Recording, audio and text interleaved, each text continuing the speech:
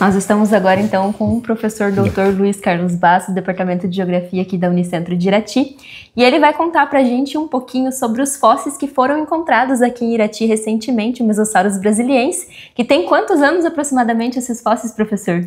Então, esses fósseis que estão aqui na região de Irati, eles têm aproximadamente 280 milhões de anos, né? Segundo alguns pesquisadores, essa idade é uma idade aproximada, né? Como a gente sabe, existem métodos de calcular essa idade, né? É uma idade estatística, por comparação. Então, aqui na região, é uma região muito rica nesse tipo de fóssil, principalmente dos mesossauros, que são tão conhecidos, né, a nível de Paraná, a nível de Brasil, e até mundial. Né? O Mesosaurus ele é conhecido internacionalmente, né? Ele é muito importante nas pesquisas paleontológicas quando se trata de Permiano, né? Quando se trata de folhêlio bituminoso. Então eles têm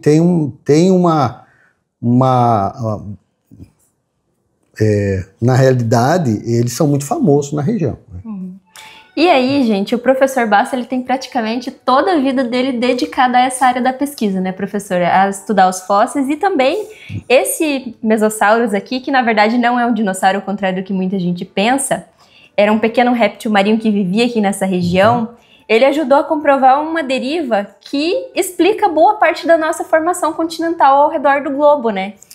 Exatamente, sabe, Karina, quando eu iniciei meu doutorado, eu observei, fui estudar a respeito dele, não profundo, mais superficialmente, que a minha preocupação era tornar ele mais conhecido a nível de Irati, principalmente porque eu nasci aqui em Irati, Engenheiro Gutierrez, e é onde foram feitas as primeiras descobertas do Mesosaurus. E veja que importante, eles foram descoberta na época ainda que estavam construindo a estrada de ferro, né? Então pesquisadores, engenheiros, geólogos vieram para trabalhar na construção da estrada de ferro e de repente eles deram conta que esse material estava aqui e também estava sendo estudado em outro lugar, né? Então nós tivemos um pesquisador que conhecia outro pesquisador que era na África do Sul, que estava estudando justamente essa questão da deriva continental, estudando os fósseis. Enfim, os fósseis eles têm uma importância muito grande, principalmente como matéria-prima para combustíveis fósseis, né? Como a gente sabe que o folhêlio bituminoso ele é impregnado por petróleo, né? Por betume, tanto é que é folhêlio bituminoso, né? E lá em 1908, 1909, já estavam preocupados em saber como é que ocorreu, ou se ocorreu realmente essa deriva continental, ou essa separação dos continentes africano do sul-americano, né? Que tanto se estuda na escola, né? Com Alfred Wegener. E então lá tinha um pesquisador, né, e ele encontrou esses fósseis, só que ele estava estudando o fóssil errado, né, classificando ele erroneamente. Né. Lá ele estava identificando como Sterosternum túmido, né, e daí o amigo dele, ele estava trabalhando na construção da estrada de ferro, encontraram esses fósseis e ele enviou para lá, enviou para a África. E justamente ele descobriu que o fóssil Mesosaurus brasiliensis é uma prova de que realmente existiu o Gondwana, o Pangaea, e houve essa separação dos dois continentes. Né? Então hoje me pergunto muitas vezes, mas para que serve estudar esses fósseis? Né? Para que servem esses fósseis? Tem pessoas que não conseguem entender o porquê de estudar os fósseis, né? É um processo de investigação, realmente, né? Tudo, eu digo assim, tudo na vida tem um porquê, e nada aconteceu por acaso, né? Então esses fósseis, hoje, ou até no passado não tão distante, eles foram muito importantes até para a construção da Petrosix aqui em São Mateus do Sul. Só não foi instalada a Petrosix da Petrobras aqui em Irati, porque os grandes afloramentos de folhelho bituminoso, eles se concentravam na área central de Irati. Então está soterrado. Está soterrado. Então nós temos uma grande reserva de material fossilífero aqui. E o Mesosaurus brasiliense é um deles, porque, como eu disse, o Mesosaurus é também considerado um fóssil guia. Quer dizer, onde se encontra o Mesosaurus é um guia que se diz, o Mesosaurus está no Permiano, na formação Irati, e é uma espécie que viveu no mar, um mar fechado, um mar que existiu aqui, que tem o nome da nossa cidade, que é o Mar Irati. E esse mar existiu realmente. Perguntam assim, mas ele existiu, tem prova? Tem marcas que deixaram aqui, marcas registradas nas rochas, marcas das ondas, que essas ondas, a onda foi passando na parte do fundo ou na praia do Mar Irati, foi deixando ondulações nas rochas. Então, e o próprio Mesosaurus brasiliense, e a fauna e a flora que habitava essa região, se transformou em petróleo. Então hoje nós encontramos aqui não só o petróleo impregnado nesse folhelho, que é um folhelho bastante poroso, é um petróleo diferente, de fonte, ou seja, é um petróleo diferente porque ele está nas rochas impregnadas ali. Então, para retirar esse petróleo, tem que fazer um processo químico de destilação fracionada, enfim. Essa coloração ali, no caso, indicaria que existe petróleo dentro dessa rocha, né? Exatamente. A cor dela seria mais parecida com essa aqui, um pouquinho mais clara, né? Essas tonalidades mais claras. Exatamente, porque ele é um sedimento, Então, ele é um material formado por sedimento de outras rochas. Justamente esses sedimentos, eles foram sendo triturados, e daí eles foram compactados. E os mesossauros e a fauna do Permiano, ela foi soterrada e houve a transformação do betume, do petróleo, e essa rocha funcionou como uma esponja.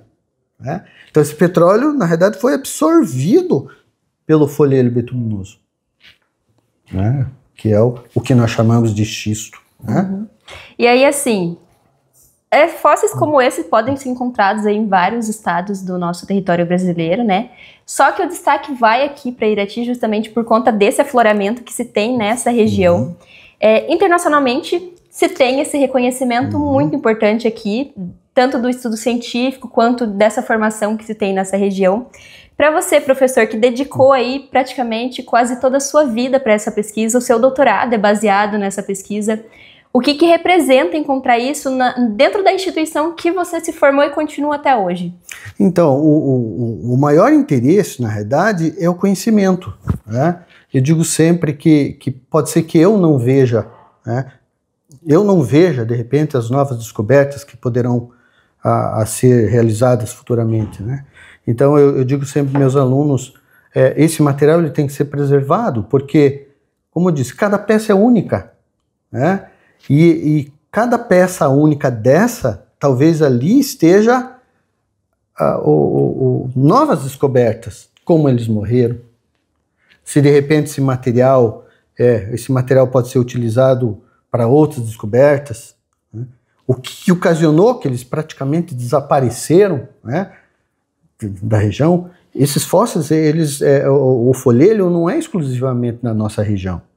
Ele tem nos Estados Unidos, ele tem na Europa, ele tem na Ásia, mas lá eles não têm essas características como nós temos aqui.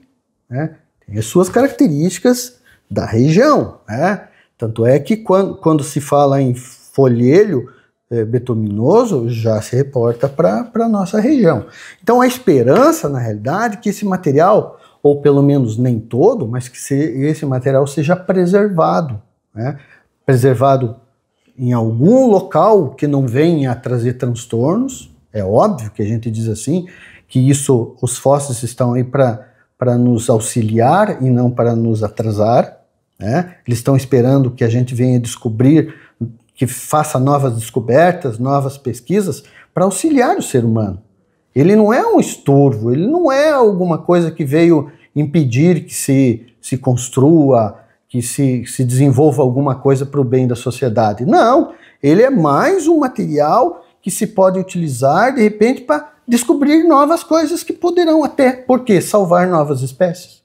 Ou, de repente, salvar até o ser vivo, o ser humano de hoje, né? Evitando que, de repente, que aconteça a mesma coisa que aconteceu com muitos outros animais que praticamente desapareceram, né? No caso do Mesossauros, que é um réptil, no caso dos dinossauros, né? Que não são mesossauros, e os mesossauros não são dinossauros, né? Mas tem outros animais que desapareceram, que a ciência ainda não sabe como, por quê, se foi uma infestação de vírus, ou se foi um choque de um meteorito, de um meteoro, ou de repente foi uma alteração genética que eles evoluíram para outros seres. Isso aí são incógnitas, né? São coisas assim que precisa urgentemente a gente angariar forças, direcionar forças para descobrir o porquê que eles estão aí, né? E isso é importante. Um não pode prejudicar o outro. Eu sempre digo que muitas vezes a gente justifica um erro tentando impedir que outras coisas. Não, a gente tem que fazer o nosso serviço, né? Então, se nós temos que pesquisar, vamos pesquisar. Ninguém pesquisa para justificar que não quer trabalhar. Muito pelo contrário, a pesquisa é um trabalho. Trabalho de biológico, paleontológico, geológico, enfim, né? Todas Então, cada um tem o seu trabalho, cada um tem seu carisma, né? E isso é importante. Nós vivemos de pesquisa. As grandes descobertas, elas ocorreram através de estudo, como diziam meus pais, né? A única herança que ninguém tira da gente é o estudo, né? É o gosto de descobrir novas coisas. E os mesossauros e os fósseis, de um modo geral, eles estão aí para ser estudados. Então, exemplares como esse vocês podem encontrar, além desses, muitas outras curiosidades aqui no Departamento de Geografia da Unicentro de Irati. Vocês podem estar agendando uma visita com o professor Luiz Carlos Bassa ou qualquer outra pessoa representante do departamento e conhecer tudo que o departamento traz, né, professor? Isso, e outra coisa que eu gostaria de deixar bem claro, gente, os fósseis estão ali, né? Eles estão aí, né? Então, como todo mundo sabe, é um patrimônio da União, né? Então eu peço a vocês, peço a todos que se encontrar um fóssil desse, não retire, não leve para casa, né? Porque na legislação brasileira, você retirar um material biológico ou um material fossilífero desse é um crime inafiançável. Então, eu tenho visto que o pessoal está praticamente na ânsia de descobrir, vão lá e retiram nos afloramentos. Retiram, quebram, destroem. E isso é uma coisa que não deve ser feito, né? A primeira coisa que tem que ser feita é preservar o material que está lá. Encontrou alguma coisa? Nos chama, né? Procura uma instituição, né? Uma instituição de ensino, uma instituição de pesquisa, mas não destrua, né? Porque ali pode ser que você destruindo, talvez esteja ali o segredo de alguma coisa que ainda não foi descoberta.